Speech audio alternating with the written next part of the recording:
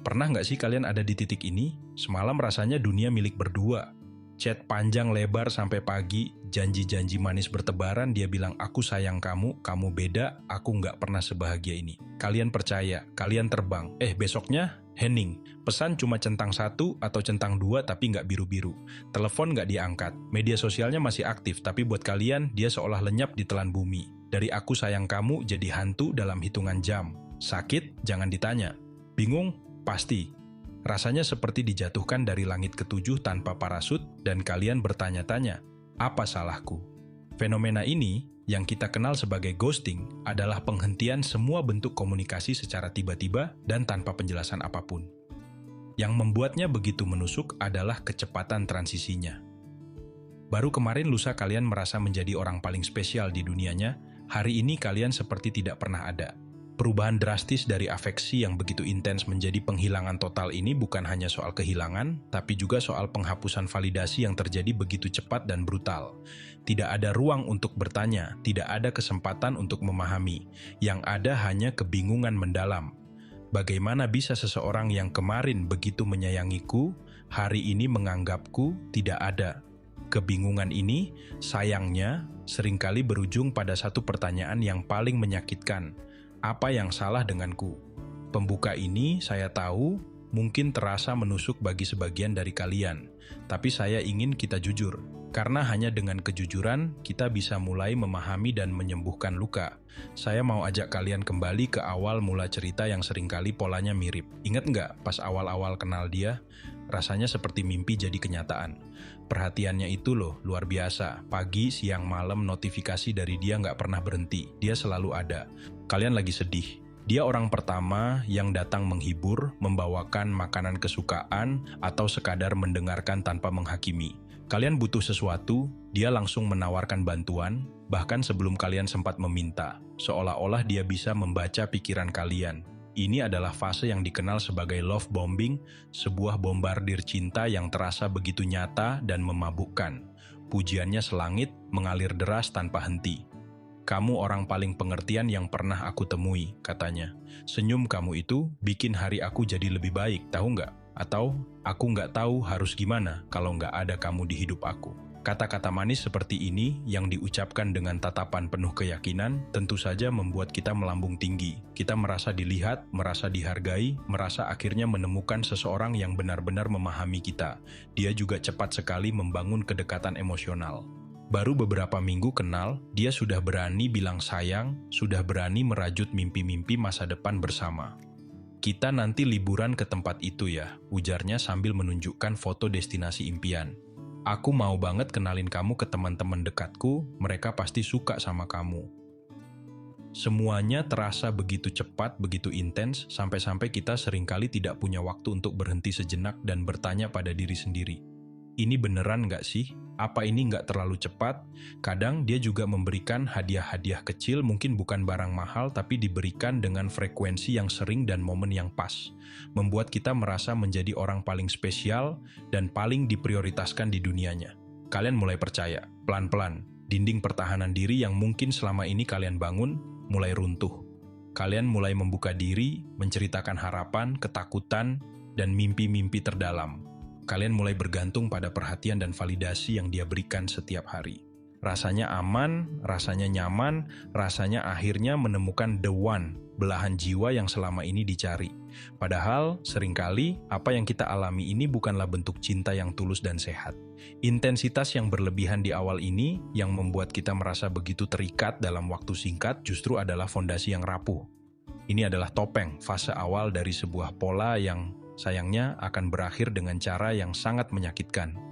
Keterikatan cepat yang dibangun melalui love bombing ini membuat korban menjadi lebih rentan, lebih mudah terluka, dan lebih sulit menerima kenyataan pahit ketika pelaku tiba-tiba menarik diri dan menghilang. Semakin tinggi kalian dibuat terbang oleh pujian dan perhatiannya, semakin sakit pula rasanya ketika dijatuhkan tanpa peringatan. Lalu pelan-pelan atau kadang secara tiba-tiba dan tanpa aba-aba semuanya berubah. Manisnya perhatian itu mulai pudar, digantikan oleh rasa cemas dan kebingungan yang semakin menjadi. Kalian pasti ngerasain kan perubahan-perubahan kecil yang awalnya coba kalian abaikan, kalian sangkal dengan harapan semua akan kembali seperti semula? Chat yang tadinya dibalas secepat kilat, bahkan kadang sebelum kalian selesai mengetik, sekarang butuh waktu berjam-jam. Bahkan seharian untuk mendapatkan respons. Alasannya? Maaf, lagi sibuk banget, atau lagi banyak kerjaan, nggak sempet pegang telepon, atau yang paling klasik, nggak dengar ada notifikasi masuk. Padahal kalian tahu, dulu sesibuk apapun dia, selalu ada waktu untuk sekadar memberi kabar, selalu ada prioritas untuk kalian. Balasan yang datang pun terasa berbeda. Dulu panjang lebar penuh antusiasme, sekarang singkat, seperlunya, bahkan terkesan dingin. Janji-janji yang dulu begitu mudah diobral, sekarang mulai sering dibatalkan di menit-menit terakhir. Maaf ya, kayaknya hari ini nggak bisa, mendadak ada urusan keluarga, atau, badan lagi nggak enak, kita tunda dulu ya ketemunya. Sekali dua kali mungkin masih bisa dimaklumi, tapi kalau ini menjadi sebuah kebiasaan baru yang menggantikan rutinitas pertemuan kalian yang dulu intens, tentu saja ini menimbulkan pertanyaan besar. Dia juga jadi semakin kurang terbuka. Dulu, apa saja dia ceritakan kepada kalian, dari hal-hal sepele hingga masalah pekerjaan yang rumit. Sekarang, kalau ditanya kabarnya, jawabannya hanya baik.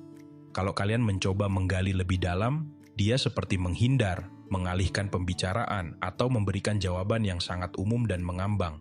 Kayak ada tembok transparan yang tiba-tiba dibangun di antara kalian, membatasi akses kalian ke dalam dunianya yang dulu terasa begitu terbuka.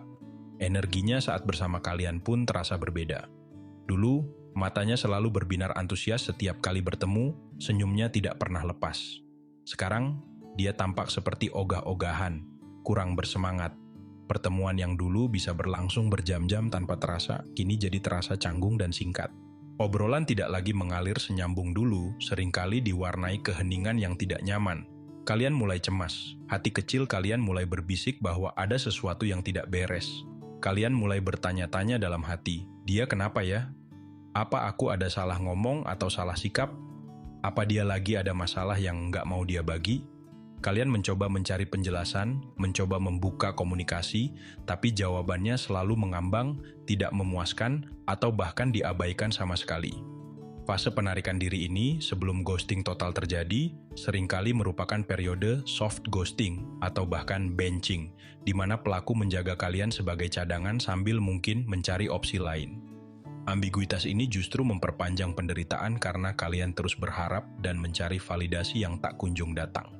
Ironisnya, semakin kalian berusaha untuk mendapatkan perhatiannya kembali, semakin besar kemungkinan dia merasa tertekan dan mempercepat keputusannya untuk menghilang total, terutama jika dia adalah tipe orang yang sangat menghindari konfrontasi. Sampai akhirnya, dia hilang, benar-benar hilang, tidak ada ucapan putus, tidak ada permintaan maaf. Tidak ada penjelasan logis mengapa hubungan yang tadinya begitu indah harus berakhir dengan cara seperti ini. Cuma keheningan yang memekakkan telinga dan menyesakkan dada. Pesan kalian tidak lagi terkirim, atau mungkin hanya dibaca tanpa balasan. Panggilan telepon langsung masuk ke kotak suara. Akun media sosialnya mungkin masih aktif. Dia masih posting story tentang kehidupannya yang tampak baik-baik saja, tapi untuk kalian, dia telah menjadi hantu. Inilah yang namanya ghosting, berhenti membalas pesan atau panggilan, menghilang dari media sosial atau menghapus kontak dan menghindari segala bentuk interaksi tanpa penjelasan. Kalian ditinggalkan dalam kebingungan, kaget, dan penuh pertanyaan yang tak terjawab. Lebih menyakitkan lagi, jejak digitalnya yang masih bisa kalian lihat seolah menjadi pengingat konstan bahwa kalian ada, tapi sengaja diabaikan. Apa yang baru saja saya ceritakan tadi, itu bukan kejadian langka atau kebetulan semata. Itu adalah sebuah pola yang sayangnya sering banget terulang dalam banyak kasus ghosting, terutama yang diawali dengan manisnya "aku sayang kamu" dan perhatian yang meluap-luap. Ada semacam siklus klasik, tahapan-tahapan yang bisa kita kenali. Memahami pola ini mungkin tidak akan mengurangi rasa sakitnya, tapi setidaknya bisa membantu kita melihat bahwa kita tidak sendirian dan bahwa perilaku ini seringkali lebih mencerminkan masalah si pelaku, bukan kekurangan kita. 1. Fase 1, love bombing, bombardir cinta.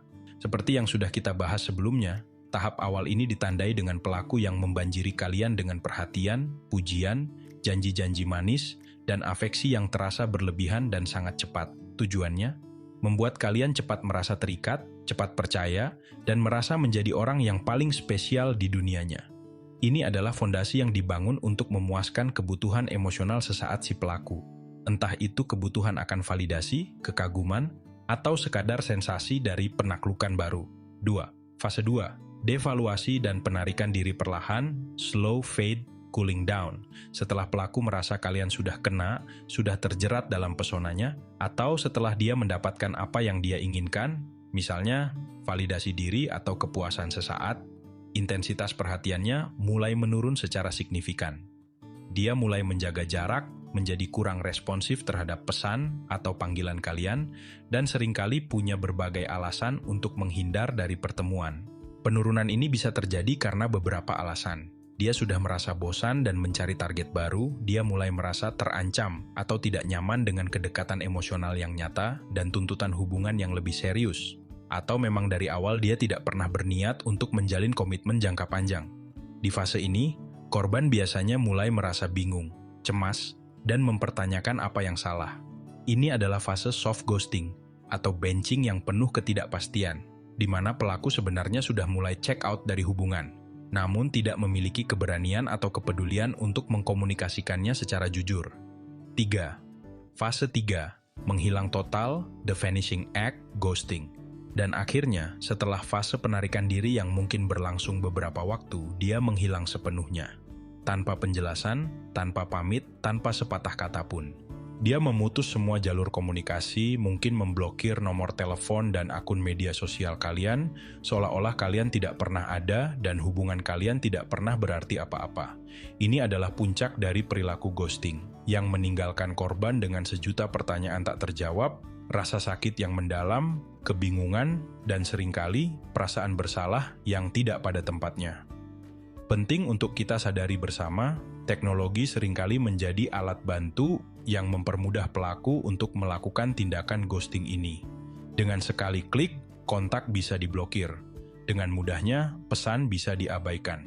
Fitur unfollow atau unfriend juga menjadi cara instan untuk menghapus seseorang dari lingkaran pertemanan digital.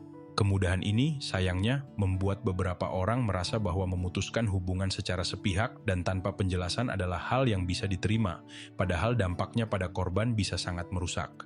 Pola ini bukanlah sebuah kebetulan, melainkan seringkali merupakan sebuah strategi yang dipelajari atau bahkan sifat bawaan dari tipe kepribadian tertentu yang memang memiliki kesulitan dalam membentuk dan mempertahankan hubungan yang sehat dan dewasa. Sekarang, mari kita bedah lebih dalam. Siapa sih orang-orang yang tega melakukan ghosting ini? Meskipun setiap kasus unik dan tidak bisa digeneralisasi sepenuhnya, ada beberapa pola perilaku atau tipe kepribadian yang cenderung berulang dalam kasus-kasus ghosting. Saya sudah mencoba merangkum 5 pola umum pelaku ghosting, lengkap dengan ciri-ciri perilaku inti mereka, contoh-contoh nyata bagaimana mereka beraksi, dan dampak spesifik yang biasanya dirasakan oleh korban. Memahami pola-pola ini bukan untuk menghakimi, tapi lebih untuk membantu kita semua, terutama yang pernah menjadi korban, untuk mendapatkan sedikit pencerahan dan mungkin menemukan jawaban atas pertanyaan, mengapa dia melakukan ini padaku? 1. Pola 1. Si pencari validasi instan, the love bomber and run. Tipe ini adalah individu yang hidup dari kejar-kejaran dan euforia yang dirasakan di awal sebuah hubungan baru. Mereka melakukan love bombing, membanjiri target dengan perhatian, pujian, dan afeksi yang intens, bukan karena cinta yang tulus, melainkan untuk mendapatkan perhatian dan validasi diri. Mereka merasa hebat, merasa diinginkan, dan merasa berkuasa ketika berhasil membuat seseorang terpikat dan bergantung pada mereka. Begitu fase intens awal ini lewat, atau ketika mereka sudah merasa bosan dan telah mendapatkan apa yang mereka inginkan, yaitu merasa diinginkan dan dikagumi, mereka akan dengan cepat kehilangan minat dan mulai mencari target baru untuk mendapatkan sensasi yang sama. Komitmen jangka panjang dan hubungan yang stabil bukanlah tujuan utama mereka. Yang mereka cari adalah kepuasan instan dan penguatan ego. Mereka akan sangat antusias dan bersemangat di beberapa minggu pertama perkenalan. Pesan teks, telepon, dan ajakan bertemu akan datang bertubi-tubi.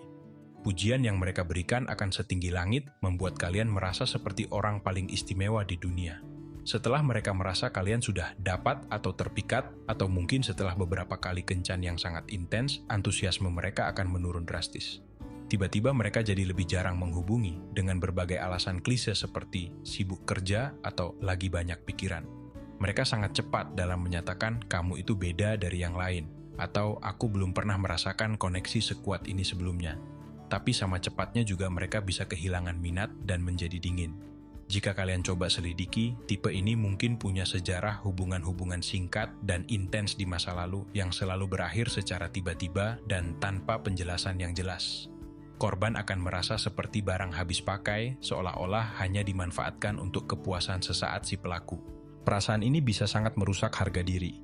Kebingungan yang luar biasa akan melanda karena perubahan sikap pelaku yang begitu drastis, dari sangat perhatian dan penuh kasih sayang menjadi dingin dan tidak peduli sama sekali, sulit untuk dipahami secara logis. Korban mungkin akan mulai meragukan kemampuan diri sendiri untuk menilai ketulusan orang lain di masa depan, menjadi lebih skeptis dan sulit untuk percaya dalam hubungan baru. 2. Pola 2. Sifobia komitmen, the commitment phobe. Tipe ini adalah orang-orang yang benar-benar takut pada kedekatan emosional yang mendalam dan segala bentuk tanggung jawab yang datang bersama dengan sebuah hubungan yang serius.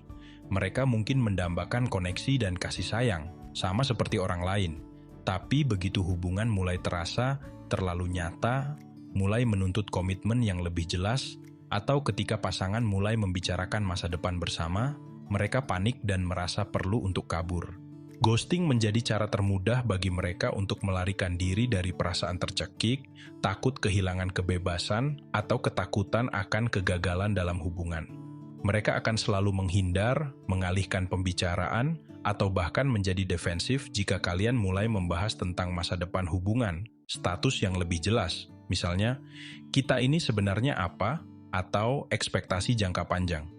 Mungkin di awal mereka pernah bilang sesuatu seperti, aku sebenarnya belum siap untuk pacaran yang serius sekarang, atau aku lagi mau fokus ke karir dulu. Tapi perilaku mereka, misalnya, tetap menjalin hubungan yang intens dan mesra, bertentangan dengan ucapan tersebut, memberikan sinyal yang membingungkan. Semakin kalian menunjukkan keseriusan, kebutuhan akan kepastian, atau keinginan untuk membawa hubungan ke level berikutnya, semakin dia akan menjauh, menjadi lebih dingin, dan akhirnya menghilang. Mereka seringkali memiliki pola hubungan di masa lalu yang tidak pernah bertahan lama, begitu hubungan tersebut mulai memasuki tahap yang lebih serius atau menuntut komitmen yang lebih besar. Korban akan seringkali menyalahkan diri sendiri, bertanya-tanya, apakah aku terlalu menuntut? Apakah aku yang terlalu cepat ingin serius? Atau apakah aku tidak cukup baik sehingga dia tidak mau berkomitmen padaku? Perasaan kecewa yang mendalam karena harapan akan sebuah hubungan yang stabil dan langgeng dihancurkan begitu saja. Bisa meninggalkan jejak trauma, membuat korban menjadi takut untuk terlalu berharap atau terlalu cepat terikat dalam hubungan berikutnya karena takut akan ditinggalkan lagi. 3. Pola 3. Si pengecut emosional, the emotionally immature and conflict avoider. Tipe ini adalah individu yang tidak memiliki kedewasaan emosional yang cukup untuk menghadapi situasi sulit, mengelola emosi negatif, baik emosi mereka sendiri maupun emosi orang lain, atau berkomunikasi secara jujur dan terbuka ketika ada masalah. Mereka sangat takut pada konfrontasi, merasa sangat tidak nyaman dengan potensi konflik atau perdebatan, dan tidak tahu bagaimana cara mengakhiri sebuah hubungan dengan cara yang baik dan menghargai perasaan orang lain. Bagi mereka, ghosting adalah jalan keluar termudah dan tercepat untuk menghindari percakapan yang tidak enak, tanggung jawab emosional, dan potensi drama yang mungkin timbul jika mereka harus menjelaskan keputusan mereka. Mereka cenderung menghilang atau menarik diri setelah ada sedikit masalah, perbedaan pendapat, atau bahkan setelah sebuah argumen kecil dalam hubungan. Mereka tidak pernah mau membahas masalah secara langsung dan mendalam. Lebih suka menghindar, pura-pura semua baik-baik saja, atau menunggu masalah itu hilang dengan sendirinya. Salah satu alasan yang diungkapkan oleh informan dalam sebuah penelitian mengenai ghosting adalah karena mereka malas menjelaskan sesuatu sehingga memilih untuk menghilang. Ini adalah contoh klasik dari pola pikir si pengecut emosional. Mereka lebih memilih diam 1000 bahasa, tidak membalas pesan, dan membiarkan kalian tergantung dalam ketidakpastian daripada harus mengucapkan kata-kata seperti, maaf, aku rasa kita nggak cocok lagi, atau aku ingin mengakhiri hubungan ini. Korban akan merasa sangat tidak dihargai, tidak dianggap penting, dan diremehkan karena tidak diberi penjelasan apapun atau bahkan kesempatan untuk berbicara dan didengarkan. Rasa frustrasi yang amat sangat karena tidak adanya closure atau penutupan yang jelas. Ketiadaan closure ini membuat proses move on menjadi jauh lebih sulit dan berlarut-larut karena pikiran akan terus bertanya-tanya mengapa. Kemarahan yang meluap-luap karena merasa diperlakukan secara tidak adil, tidak dewasa, dan pengecut oleh orang yang pernah mereka sayangi dan percayai. 4. Pola 4. Si manipulator ulung, the narcissist manipulator. Bagi individu dengan kecenderungan narsistik atau sifat manipulatif yang kuat, ghosting bukanlah sekadar cara untuk menghindari ketidaknyamanan, melainkan salah satu alat dalam repertoar mereka untuk mendapatkan kendali dan kekuasaan atas emosi orang lain. Mereka umumnya kurang memiliki empati, tidak mampu merasakan atau peduli terhadap perasaan orang lain, dan seringkali secara sadar atau tidak sadar menikmati perasaan superior saat bisa membuat orang lain bingung, terluka, cemas, dan mengejar-ngejar mereka. Siklus klasik love bombing, idealisasi, diikuti dengan devaluation, merendahkan, dan diakhiri dengan discard, membuang, seringkali melalui ghosting, adalah ciri khas dari pola hubungan yang mereka ciptakan. Di awal hubungan, mereka akan memuja kalian setinggi langit, membuat kalian merasa seperti pasangan paling sempurna di dunia. Ini adalah fase idealisasi atau love bombing. Setelah kalian terpikat dan bergantung secara emosional, mereka akan mulai menunjukkan sisi lain. Mereka mulai mengkritik, meremehkan penampilan atau pendapat kalian, membuat kalian merasa tidak aman, atau bahkan membanding-bandingkan kalian dengan orang lain. Ini adalah fase devaluasi. Ketika mereka sudah merasa bosan, menemukan target baru yang lebih menarik, atau ketika kalian mulai mempertanyakan perilaku mereka, mereka akan tiba-tiba menghilang tanpa jejak, meninggalkan kalian dalam kehancuran emosional. Tidak jarang, setelah beberapa waktu menghilang, mereka akan muncul kembali. Sebuah taktik yang dikenal sebagai hoovering atau menyedot kembali, dengan berbagai rayuan atau permintaan maaf palsu hanya untuk mengulang siklus manipulasi yang sama. Ghosting itu sendiri dianggap sebagai tindakan narsisme, karena secara fundamental mengabaikan perasaan dan kebutuhan orang lain, serta merupakan cara untuk menghindari tanggung jawab atas dampak perilaku mereka. Kerusakan harga diri yang sangat parah. Korban akan merasa dipermainkan, dimanipulasi, tidak berdaya, dan meragukan kewarasan diri sendiri. Gaslighting seringkali menyertai pola ini. Trauma emosional yang mendalam dan kompleks, yang bisa memicu atau memperburuk kondisi seperti kecemasan, depresi, bahkan PTSD, Post-Traumatic Stress Disorder. Kesulitan yang sangat besar untuk mempercayai orang lain dan bahkan diri sendiri, kemampuan untuk menilai karakter orang di masa depan. Rasa sakit emosional yang begitu hebat bahkan dapat dirasakan secara fisik, karena penelitian menunjukkan bahwa penolakan sosial mengaktifkan jalur saraf di otak yang sama dengan rasa sakit fisik. 5. Pola 5, si penghindar terluka, the avoidant attachment style. Orang dengan gaya keterikatan menghindar, avoidant attachment style, biasanya memiliki pengalaman masa kecil di mana kebutuhan emosional mereka tidak terpenuhi secara konsisten, atau di mana kedekatan emosional justru diasosiasikan dengan rasa sakit atau kekecewaan. Akibatnya, mereka belajar, seringkali secara tidak sadar, bahwa kedekatan emosional itu tidak aman atau tidak bisa diandalkan. Meskipun mereka mungkin mendambakan hubungan dan koneksi, jauh di lubuk hati mereka takut akan keintiman yang sesungguhnya. Semakin sebuah hubungan terasa dekat, intim, dan menuntut kerentanan, semakin besar pula dorongan internal mereka untuk menarik diri, menjaga jarak, atau bahkan kabur sepenuhnya untuk melindungi diri dari potensi sakit hati atau perasaan terjebak dan kehilangan otonomi. Ghosting bagi mereka adalah manifestasi dari mekanisme pertahanan diri ini, sebuah cara untuk menciptakan jarak aman.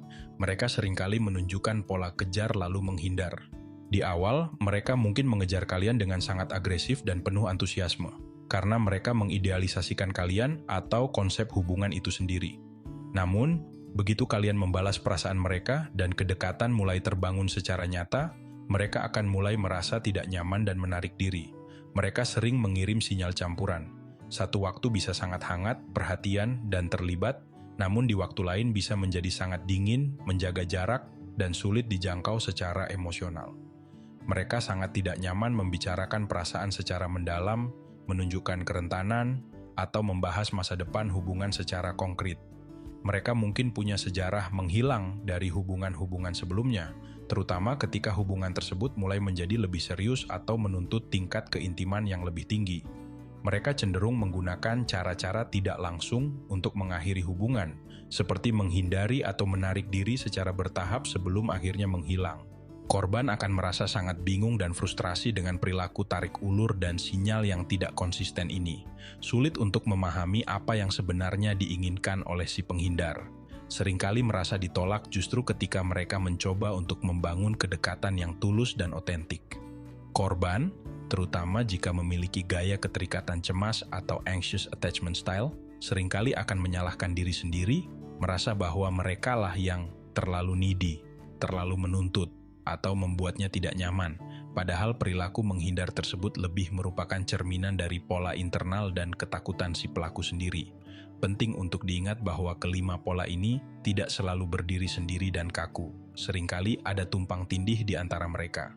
Misalnya, seseorang dengan kecenderungan narsistik, pola 4, bisa juga memiliki fobia komitmen yang kuat, pola 2, dan sangat tidak dewasa secara emosional, pola 3. Memahami kemungkinan adanya kompleksitas ini membantu kita melihat bahwa di balik tindakan ghosting yang menyakitkan, seringkali ada berbagai masalah internal yang dialami oleh pelaku. Motivasi mereka bisa beragam, mulai dari ketakutan, ketidakamanan, ketidakdewasaan, hingga gangguan kepribadian atau pola keterikatan yang terbentuk dari pengalaman masa lalu yang sulit. Meskipun alasan dibaliknya berbeda-beda, dampak yang dirasakan oleh korban seringkali serupa. Sakit hati yang mendalam, kebingungan yang melumpuhkan, dan kecenderungan untuk menyalahkan diri sendiri.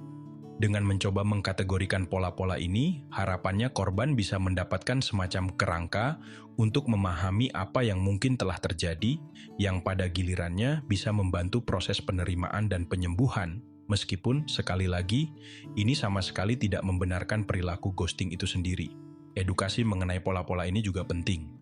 Tidak hanya untuk para korban, tetapi juga bagi orang-orang yang mungkin tanpa sadar menunjukkan beberapa perilaku ini, agar mereka bisa melakukan introspeksi diri dan belajar cara menjalin hubungan yang lebih sehat dan bertanggung jawab. Setelah mendengar semua penjelasan tentang pola-pola pelaku ghosting tadi, mungkin ada dari kalian yang bukannya merasa tercerahkan, malah makin bertanya-tanya dalam hati. Jadi, kalau dia begitu, salahku di mana sampai dia tega melakukan itu padaku? Atau mungkin kalian mulai mencocokkan, oh dia kayaknya tipe yang ini, berarti aku salah karena saya mau kalian hentikan pikiran itu sekarang juga. Saya mau kalian dengarkan ini baik-baik dan kalau perlu, ulang bagian ini berkali-kali sampai meresap ke dalam hati dan pikiran kalian. Ghosting itu bukan salah kalian. Sekali lagi, ini bukan salah kalian. Perilaku ghosting, apapun alasan yang melatar belakanginya, entah itu karena ketakutan, ketidakdewasaan, masalah komitmen, sifat manipulatif, atau pola keterikatan yang tidak aman, adalah cerminan dari masalah ketidakmampuan, ketidakdewasaan, atau bahkan gangguan yang ada pada diri pelaku, bukan pada diri kalian. Kalian tidak terlalu baik sehingga dia minder. Kalian tidak terlalu menuntut sehingga dia tertekan. Kalian tidak terlalu cepat sayang sehingga dia takut. Kalian juga tidak kurang ini atau kurang itu yang menyebabkan dia tiba-tiba menghilang tanpa jejak. Dia menghilang karena dia yang tidak bisa menghadapi situasi. Dia yang tidak punya keberanian untuk bicara jujur dan terbuka. Dia yang mungkin punya setumpuk masalah dengan dirinya sendiri yang belum selesai. Wajar kalau kalian merasa marah, sedih, kecewa berat, bingung setengah mati, merasa dikhianati, merasa tidak berharga, atau bahkan merasa bodoh karena telah percaya padanya. Semua perasaan itu valid, semua perasaan itu nyata, dan kalian berhak merasakannya. Jangan menekan atau menyangkal emosi-emosi tersebut. Sakitnya itu memang nyata. Bahkan, penelitian ilmiah telah menunjukkan bahwa penolakan sosial seperti yang dialami saat di ghosting itu mengaktifkan bagian otak yang sama dengan rasa sakit fisik. Jadi kalau kalian merasa dada sesak, badan lemas, atau bahkan sulit tidur, itu bukan reaksi yang berlebihan. Yang paling penting, dan ini yang seringkali menjadi jebakan bagi korban ghosting, adalah berhenti mencari-cari kesalahan dalam diri kalian. Berhenti memutar ulang semua percakapan, semua pertemuan, semua momen, mencoba menemukan di mana ya letak salahku, atau apa yang seharusnya aku lakukan atau tidak lakukan agar dia tidak pergi.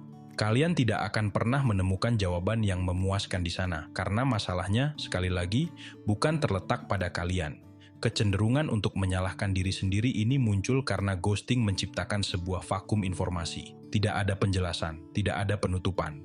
Dan sebagai manusia, kita secara alami akan berusaha mencari penjelasan atas peristiwa negatif yang menimpa kita.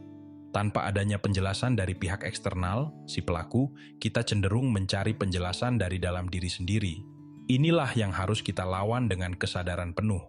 Cobalah untuk menangkap diri kalian sendiri ketika pikiran-pikiran menyalahkan diri itu muncul, dan gantikan dengan belas kasihan pada diri sendiri. Self-compassion. Dia yang memilih jalan pengecut, dia yang tidak menghargai perasaan kalian, waktu kalian, dan energi yang sudah kalian investasikan dalam hubungan itu. Kalian layak mendapatkan penjelasan, kalian layak mendapatkan rasa hormat, tapi sayangnya, orang yang melakukan ghosting seringkali tidak mampu atau tidak mau memberikannya. Dan itu, sekali lagi, adalah masalah dia, bukan masalah kalian. Memahami ini adalah langkah pertama untuk melepaskan diri dari beban rasa bersalah yang tidak perlu kalian pikul.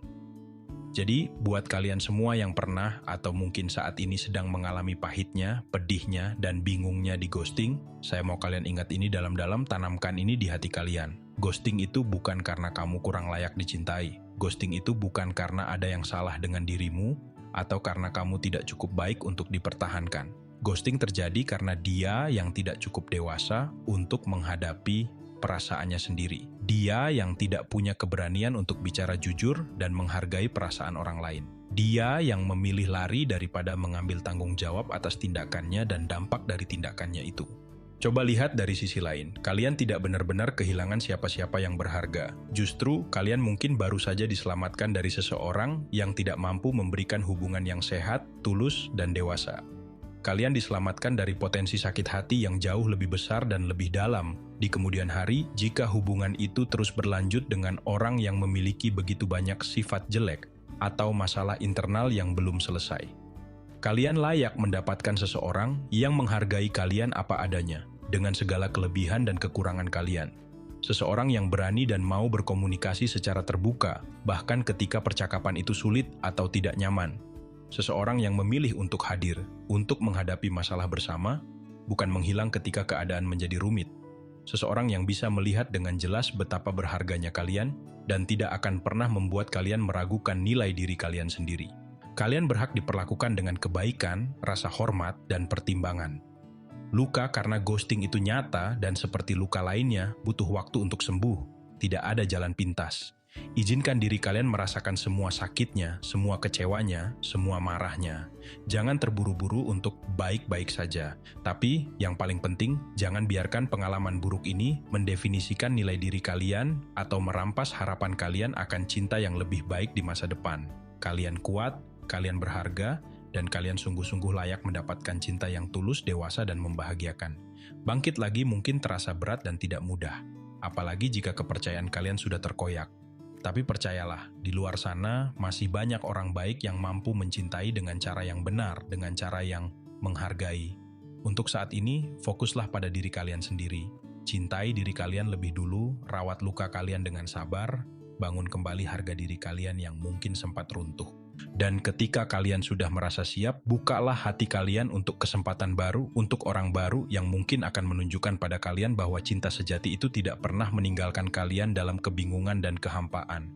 Saya tahu topik yang kita bahas kali ini sangat berat, sangat personal, dan mungkin membangkitkan banyak emosi serta kenangan yang tidak menyenangkan bagi sebagian dari kalian. Tapi, saya ingin kalian tahu bahwa kalian tidak sendirian dalam menghadapi ini. Di channel Jejak Pemikiran ini, kita ada untuk saling berbagi, saling belajar, dan yang terpenting saling dukung. Saya pengen banget dengar cerita dan pengalaman kalian. Apakah kalian pernah berada di posisi yang di-ghosting? Atau mungkin dengan segala kejujuran kalian pernah secara tidak sengaja atau bahkan sengaja melakukan ghosting pada seseorang? Apa yang kalian rasakan saat itu? Pelajaran apa yang kalian dapatkan?